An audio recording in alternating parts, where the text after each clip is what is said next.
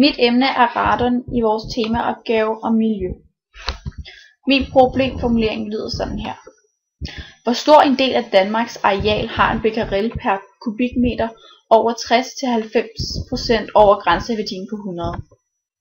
Og hvor lang tid skal der gå, før man igen skal tage en måling for radon, for at man kan se en forskel, hvis den på den første dag er på 360 becquerel per kubikmeter? For at kunne finde ud af det, har jeg startet med procent. Jeg har startet med at finde ud af, hvor stor en procent er 360 i forhold til 100.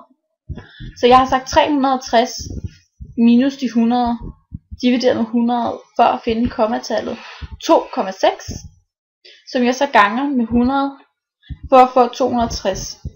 Så 360 er 260% større end 100. Dernæst har jeg lavet en vækstprocent sat op i en ligning, hvor jeg har fundet ud af, fordi halveringstiden er 3,82 dage. Så jeg har sagt 180, det er det halve af 360. Så jeg har sagt 180 er lig med 360, gange parentes 1 minus x, det jeg vil gerne finde ud af, hvad den falder med i procent. Ophævet i 3,82 dage. Så har jeg så sagt, at 3,82 dage. Og så kvadratrod, da jeg bare ikke kunne finde et kvadratrodstegn herinde, så har jeg sagt, under kvadratrodstegnet, så står der så 180 divideret med 360. Og så uden for det kvadratrodsstykke, så står der så minus 1, som kommer til at give 0,166. Derudfra beslutter jeg mig for at lave en dernæst har jeg valgt at lave en vækst i regnearket. Jeg starter med at se på, vi starter for dag 0. Så den siger 0, og den siger 1.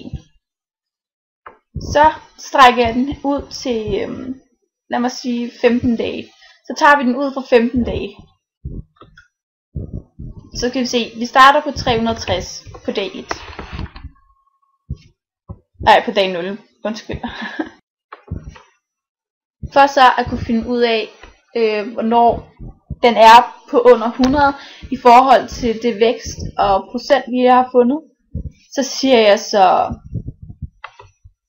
de 360 gange parentes 1 minus 0,166 er lig med 300,24. Den trækker jeg så ned til de 15. Og så kigger jeg så herned af, og på den 8. dag, når der er gået 8 dage, er den så under 100. Efter vækstprocenten har jeg så fundet ud af, at jeg skal også få lavet fordelingen fra det. Jeg har taget, nu skal du se her, alle de gule punkter på det her kort. Så har jeg fundet ud af, hvor store er arealerne i de punkter. Så har jeg lagt dem sammen, som så bliver 1610,28 kvadratkilometer.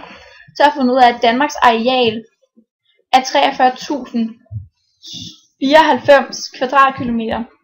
Så har jeg lagt så Danmarks areal og de gule punkters areal, eller har jeg minuset, og så har jeg fået 41.483,72 kvadratkilometer. Ud fra det har jeg så lavet et cirkeldiagram, som viser, hvor stor er Danmarks areal. Og det er så det her orange, som er under 100 becquerel, hvor det her blå stykke så er på 100 becquerel. Og det er så dem, der er dem der har over 100 becquerel. Så har jeg fundet ud af målestoksforholdet i forhold til det her kort. Og på det her kort, der har jeg så målt her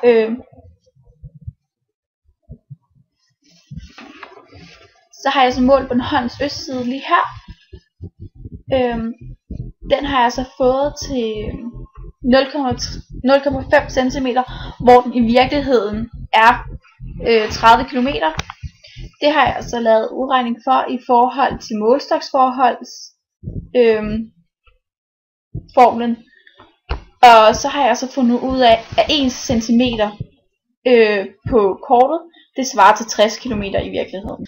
Jeg er så kommet til den konklusion, at jeg har fundet ud af, at 1610,28 kvadratkilometer ud af Danmarks 43.094 kvadratkilometer har en radonmåling, hvor 60-90% er over de 100 becquerel per kubikmeter. Og så har jeg fundet ud af, at fra man har taget den første måling til at man så skal gøre det igen, og man skulle kunne se en forskel, hvis det ikke skulle være skadeligt, skal der gå 8 dage.